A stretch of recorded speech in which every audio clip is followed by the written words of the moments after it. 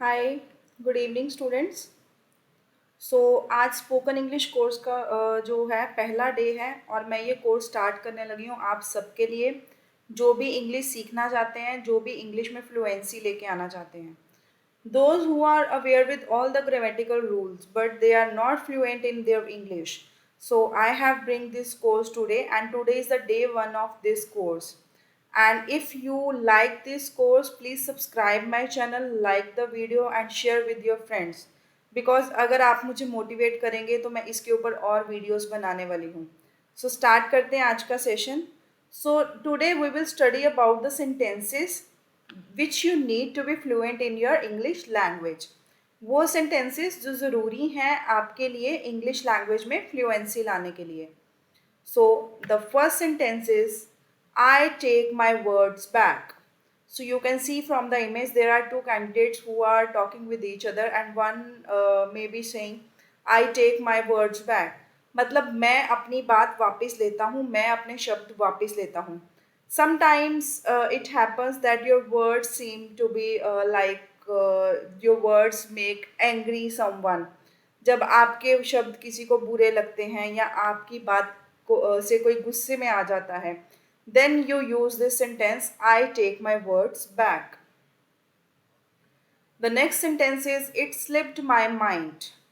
इसका मतलब होता है कि मेरे दिमाग से ही निकल गया. So whenever you forget about your important documents, your driving license or any other thing or some file of your office work, and you can use this sentence at that time like it slipped my mind. मेरे दिमाग से निकल गया. The next sentence is you took my words. कभी कभी ऐसा होता है कि आप जो बोलने वाले होते हैं सामने वाला वही बात आपसे पहले बोल देता है. जैसे आप कभी कभी उनको बोलते हैं कि यही मेरे दिल में चल रहा था और तुमने वही बोल दिया, या मैं यही बोलने तो वाला था और तुमने पहले ही बोल दिया. उस टाइम पे आप खुश होके भी बोलते हैं यू टुक माई वर्ड्स, तुमने मेरे मुंह की बात छीन ली. Next sentence is what is new. नया क्या है या क्या नया चल रहा है. So whenever you meet your with your friend और relative after a long time और after some days you can ask this question to them what is new. The next sentence is it for real. So you can see in the image the lady is getting shocked by saying something. So we can like use this sentence at the time जब आप किसी चीज़ को देखकर shocked हो जाते हैं. Is it for real, क्या ये सच है.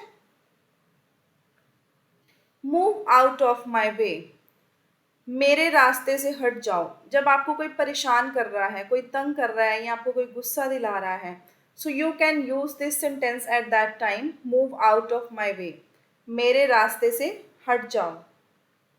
डोंट फ्रीक आउट, गुस्से में मत आओ. So image is here and you can see in the image the lady is getting so much angry. इस इमेज से आपको सेंटेंस जो है इजीली याद हो जाएगा. डोंट फ्रीक आउट, गुस्से में मत आओ, मतलब बहुत ज़्यादा जो गुस्सा होता है उसके लिए फ्रीक वर्ड यूज़ किया गया है. The next sentence is I will be right back. So many of you are aware with this sentence और you know already the meaning of this sentence. I will be right back, मैं अभी आया या मैं अभी आता हूँ. How are things going? So two persons are talking with each other and one is asking how are things going. चीज़ें कैसे चल रही हैं या सब कुछ कैसा चल रहा है. So you can ask from your friend, from your relative or some one of your loved ones that how are things going. So कैसा चल रहा है. It takes time. You cannot expect overnight results. इसमें time लगता है, तुम रातों रात जो रिजल्ट्स हैं उनको एक्सपेक्ट मत करो. मतलब कोई भी चीज़ है, अगर आप किसी भी चीज़ के लिए हार्ड वर्क कर रहे हो, कोशिश कर रहे हो, तो उस चीज़ के रिजल्ट्स आने में टाइम लगता है. कोई भी चीज़ रात में नहीं हो जाती. So you can use this sentence there, it takes times, you can not expect overnight results. अगर आपको ये वीडियो अच्छी लग रही है, आपको ये सेंटेंसेस अच्छे लग रहे हैं कि आप डेली लैंग्वेज में ये सेंटेंसेस यूज़ कर सकते हो, तो प्लीज़ चैनल को सब्सक्राइब कीजिए. और भी बहुत सारी वीडियोस लेके आने वाली हूँ मैं. माई माउथ इज़ वाटरिंग, मेरे मुंह में पानी आ गया. सो आई थिंक ये बर्गर देखकर तो सभी के मुंह में पानी आ गया होगा. सो you can use this sentence at that time. My mouth is watering. मेरे मुंह में पानी आ गया. You are just in time.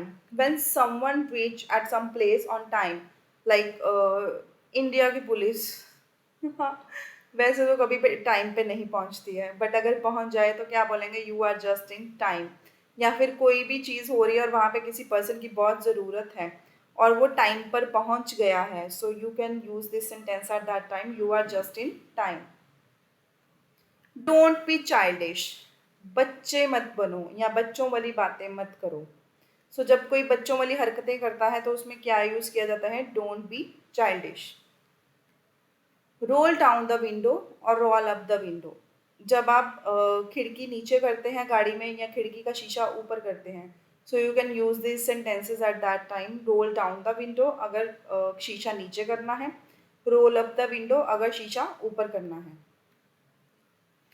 I gathered courage and talked to him. मैंने हिम्मत जुटाई और उससे बात की. So you can see in the image like someone is talking to some person and some girl or some boy is talking to another one. I gathered courage and talked to him. मैंने हिम्मत जुटाई और उससे बात की. I am on your side. When you say one of your friend or another people कि मैं तुम्हारी साइड पे हूँ, मैं तुम्हारे साथ हूँ, at that time you can use this sentence. I am on your side. He always talks big. वो हमेशा बड़ी बड़े बातें करता है. वो हमेशा बड़ी बड़ी बातें करता है, लाइक हमेशा बहुत बड़ी बड़ी हाँकता है. So we can use this sentence at that time. He always talks big. He lacks courage. उसमें हिम्मत नहीं है. So you can use this sentence at that time when you are talking about some person जिसमें हिम्मत नहीं है कुछ करने की या कुछ बोलने की या जिस भी चीज़ की आप बात कर रहे हैं. So you can use this sentence at that time. He lacks courage. A lost chance never returns. मौका जो चला जाता है वो कभी वापस नहीं आता.